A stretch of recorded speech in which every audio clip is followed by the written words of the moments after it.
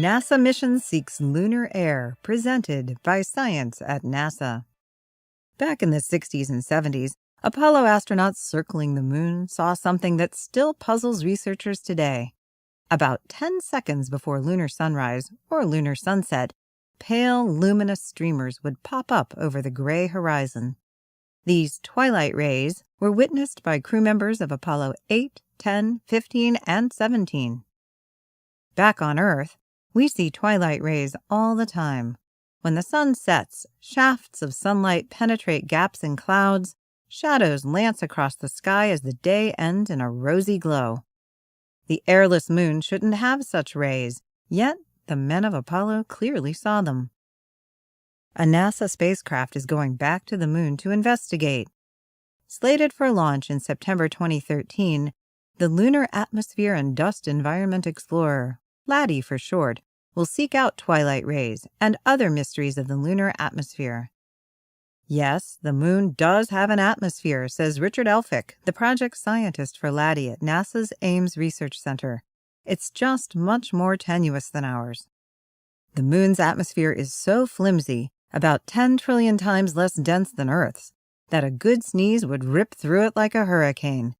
Lunar air is a gossamer mix of argon-40, which seeps out of the ground due to radioactive decay in the lunar interior, plus elements such as helium, sodium, and potassium, sputtered off the lunar surface by solar wind and micrometeoroids.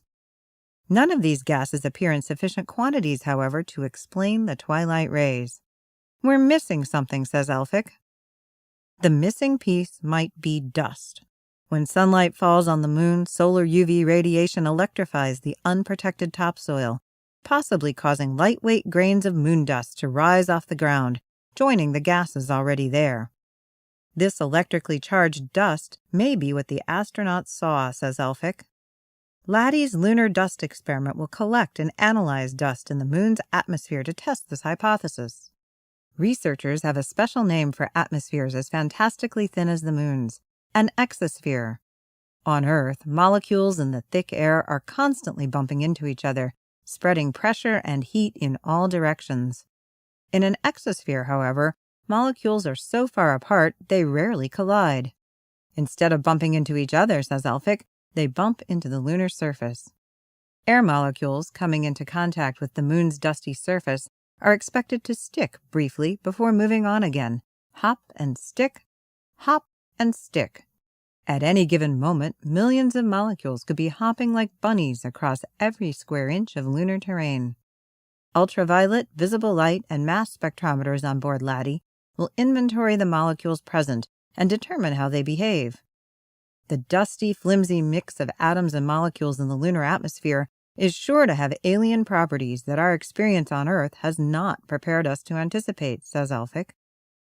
To find out, LADEE will be working on a deadline. On April 15th of next year, the sunset-colored shadow of Earth will envelop the moon for a lunar eclipse. It will be a grand sight from Earth, but bad news for LADEE. The spacecraft is solar-powered and requires sunlight to charge its batteries. An eclipse could end the mission.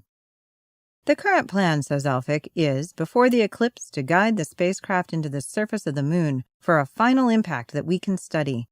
We'll be taking data until the very end.